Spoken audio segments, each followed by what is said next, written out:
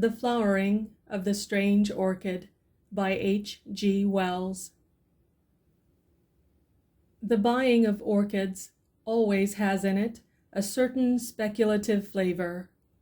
You have before you the brown shriveled lump of tissue, and for the rest you must trust your judgment, or the auctioneer, or your good luck, as your taste may incline. The plant may be moribund or dead, or it may be just a respectable purchase, fair value for your money, or perhaps, for the thing has happened again and again, there slowly unfolds before the delighted eyes of the happy purchaser, day after day, some new variety, some novel richness, a strange twist of the labellum, or some subtler coloration, or unexpected mimicry. Pride, beauty, and profit blossom together on one delicate green spike, and it may be even immortality. For the new miracle of nature may stand in need of a new specific name, and what so convenient as that of its discoverer? John Smithia. There have been worse names. It was perhaps the hope of some such happy discovery that made Winter Wedderburn such a frequent attendant at these sales.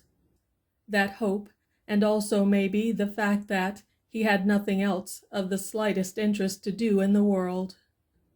He was a shy, lonely, rather ineffectual man, provided with just enough income to keep off the spur of necessity, and not enough nervous energy to make him seek any exacting employments. He might have collected stamps, or coins, or translated Horace, or bound books, or invented new species of diatoms, but, as it happened, he grew orchids, and had one ambitious little hothouse. "I have a fancy," he said over his coffee, "that something is going to happen to me today."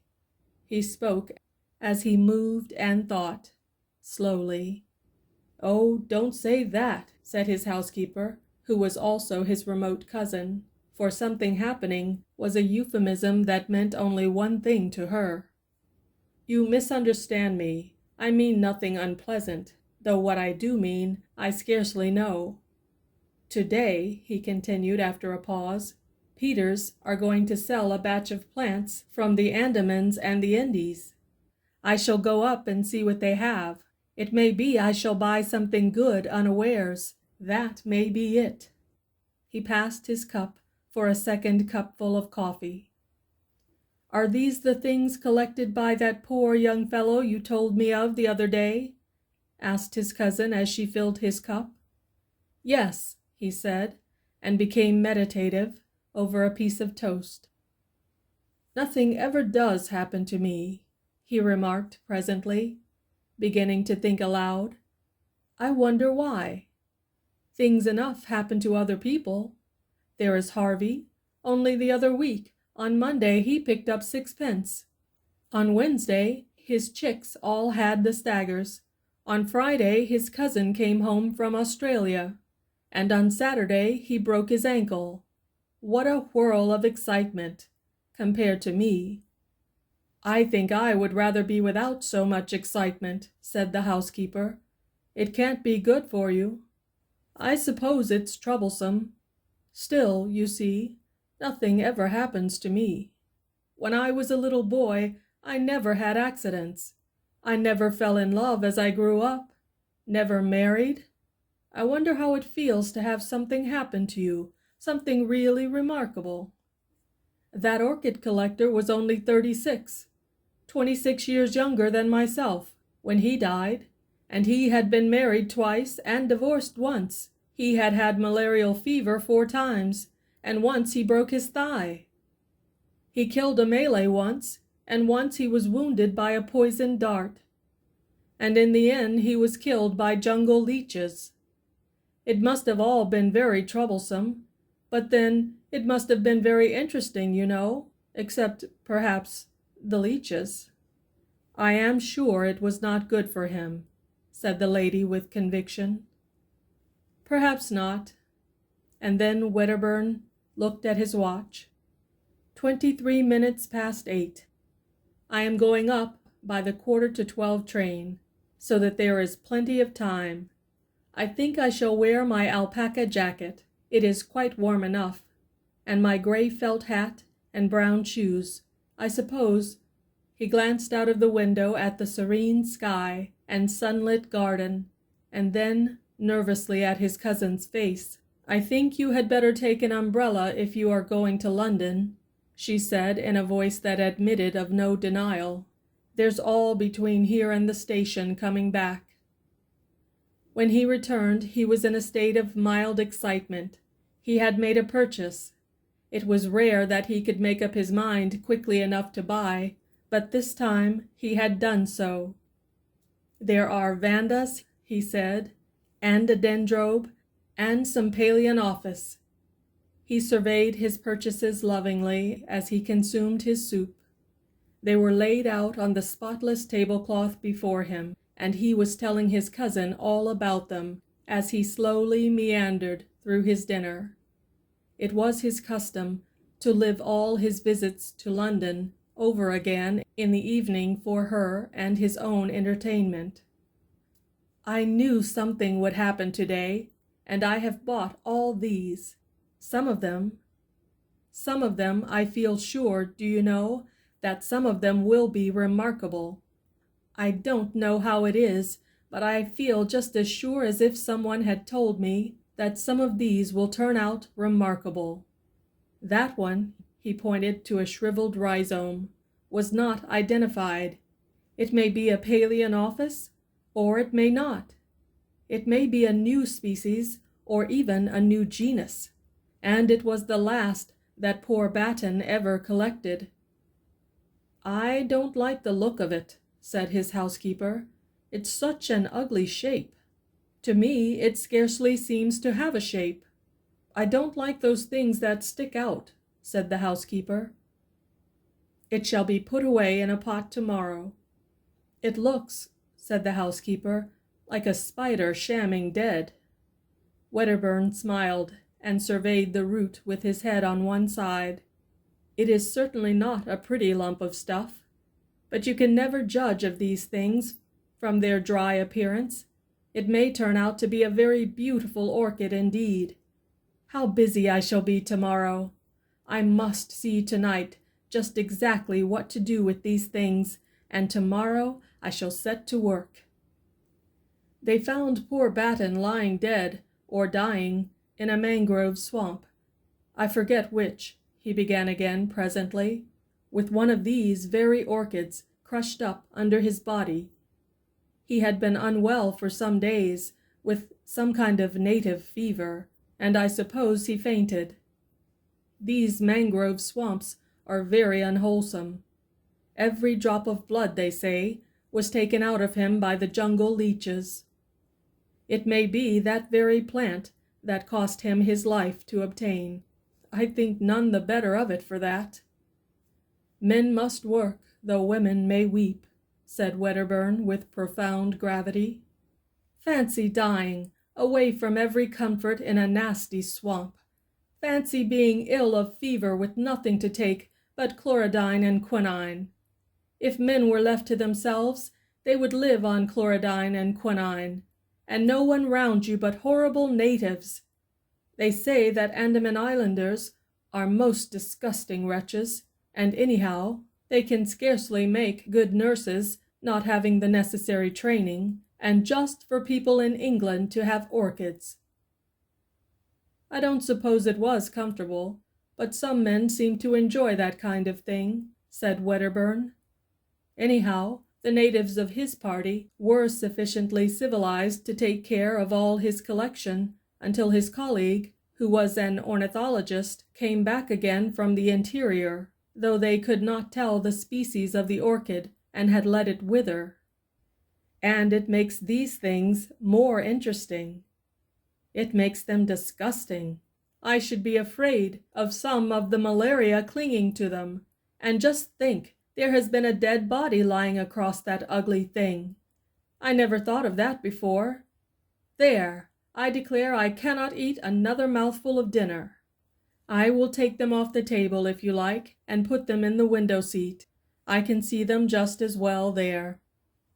The next few days he was indeed singularly busy in his steamy little hothouse, fussing about with charcoal, lumps of teak, moss, and all the other mysteries of the orchid cultivator.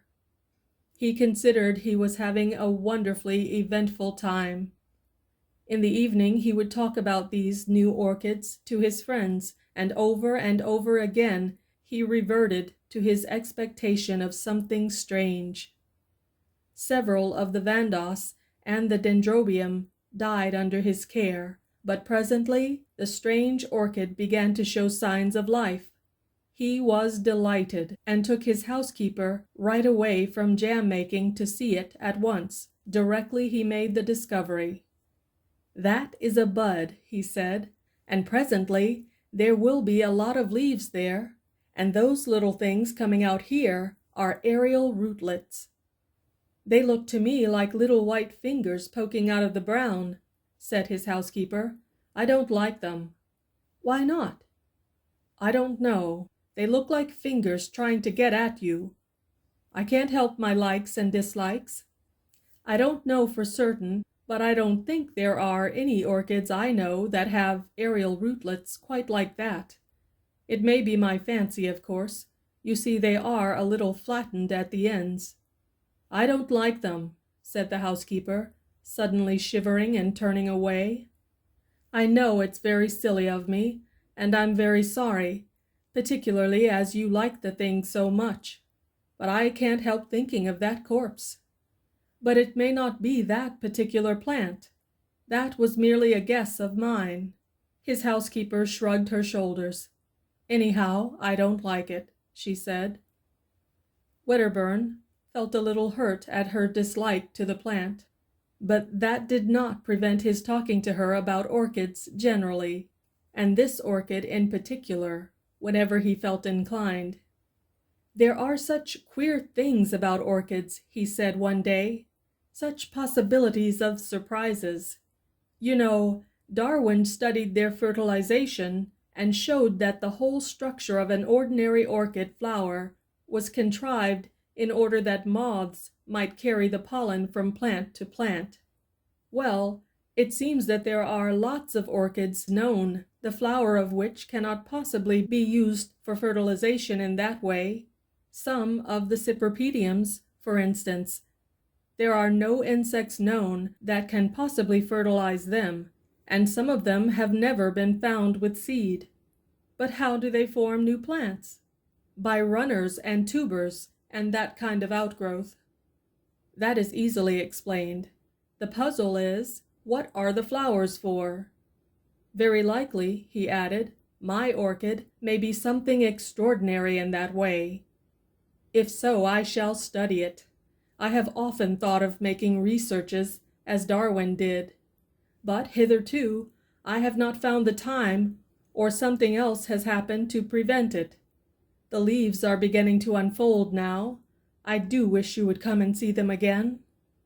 But she said that the orchid house was so hot it gave her the headache. She had seen the plant once again, and the aerial rootlets, which were now, some of them, more than a foot long, had unfortunately reminded her of tentacles reaching out after something, and they got into her dreams, growing after her with incredible rapidity. So that she had settled to her entire satisfaction that she would not see that plant again, and Wedderburn had to admire its leaves alone. They were of the ordinary broad form, and a deep glossy green, with splashes and dots of deep red towards the base. He knew of no other leaves quite like them. The plant was placed on a low bench near the thermometer, and close by was a simple arrangement by which a tap dripped on the hot water pipes and kept the air steamy. And he spent his afternoons now with some regularity, meditating on the approaching flowering of this strange plant. And at last the great thing happened. Directly he entered the little glass house, he knew that the spike had burst out. Although his great Palian office, Loei, hid in the corner where his new darling stood, there was a new odor in the air, a rich, intensely sweet scent that overpowered every other in that crowded, steaming little greenhouse. Directly he noticed this, he hurried down to the strange orchid, and behold, the trailing green spikes bore now 3 great splashes of blossom, from which this overpowering sweetness proceeded. He stopped before them in an ecstasy of admiration. The flowers were white, with streaks of golden orange upon the petals. The heavy labellum was coiled into an intricate projection, and a wonderful bluish purple mingled there with the gold. He could see at once that the genus was altogether a new one. And the insufferable scent! How hot the place was! The blossoms swam before his eyes. He would see if the temperature was right. He made a step towards the thermometer. Suddenly, everything appeared unsteady. The bricks on the floor were dancing up and down. Then the white blossoms, the green leaves behind them, the whole greenhouse seemed to sweep sideways and then in a curve upward. At 4:30, his cousin made the tea, according to their invariable custom, but Wedderburn did not come in for his tea.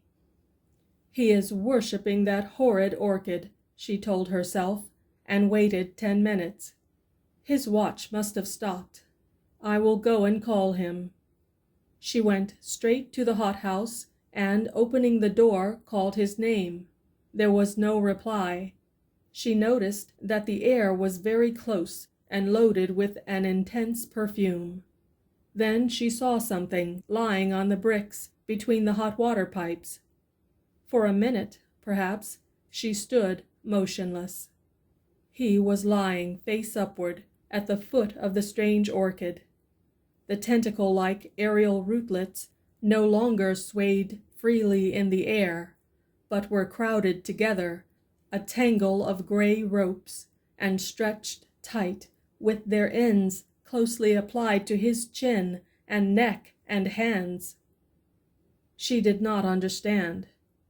Then she saw from under one of the exultant tentacles upon his cheek there trickled a little thread of blood. With an inarticulate cry, she ran towards him and tried to pull him away from the leech-like suckers. She snapped 2 of their tentacles, and their sap dripped red. Then the overpowering scent of the blossom began to make her head reel. How they clung to him! She tore at the tough ropes, and he and the white inflorescence swam about her. She felt she was fainting, knew she must not. She left him and hastily opened the nearest door, and after she had panted for a moment in the fresh air, she had a brilliant inspiration.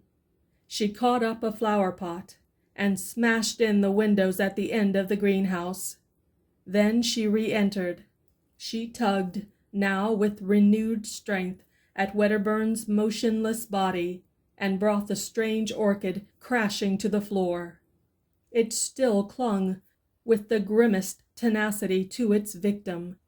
In a frenzy, she lugged it and him into the open air. Then she thought of tearing through the sucker rootlets one by one, and in another minute she had released him and was dragging him away from the horror. He was white and bleeding from a dozen circular patches. The odd-job man was coming up the garden, amazed at the smashing of glass, and saw her emerge, hauling the inanimate body with red-stained hands. For a moment he thought impossible things. "Bring some water!" she cried, and her voice dispelled his fancies. When, with unnatural alacrity, he returned with the water, he found her weeping with excitement, and with Wedderburn's head upon her knee, wiping the blood from his face. "What's the matter?" said Wedderburn, opening his eyes feebly, and closing them again at once. "Go and tell Annie to come out here to me, and then go for Dr. Haddon at once," she said to the odd job man, so soon as he brought the water, and added, seeing he hesitated, "I will tell you all about it when you come back." Presently Wedderburn opened his eyes again, and, seeing that he was troubled by the puzzle of his position, she explained to him, "You fainted in the hothouse." "And the orchid?" "I will see to that," she said. Wedderburn had lost a good deal of blood, but beyond that he had suffered no very great injury. They gave him brandy mixed with some pink extract of meat, and carried him upstairs to bed. His housekeeper told her incredible story in fragments to Dr. Haddon. "Come to the orchid house and see," she said. The cold outer air was blowing in through the open door, and the sickly perfume was almost dispelled. Most of the torn aerial rootlets lay already withered amidst a number of dark stains upon the bricks. The stem of the inflorescence was broken by the fall of the plant, and the flowers were growing limp and brown at the edges of the petals. The doctor stooped towards it, then saw that one of the aerial rootlets still stirred feebly and hesitated. The next morning the strange orchid still lay there, black now and putrescent. The door banged intermittently in the morning breeze, and all the array of Wedderburn's orchids was shriveled and prostrate.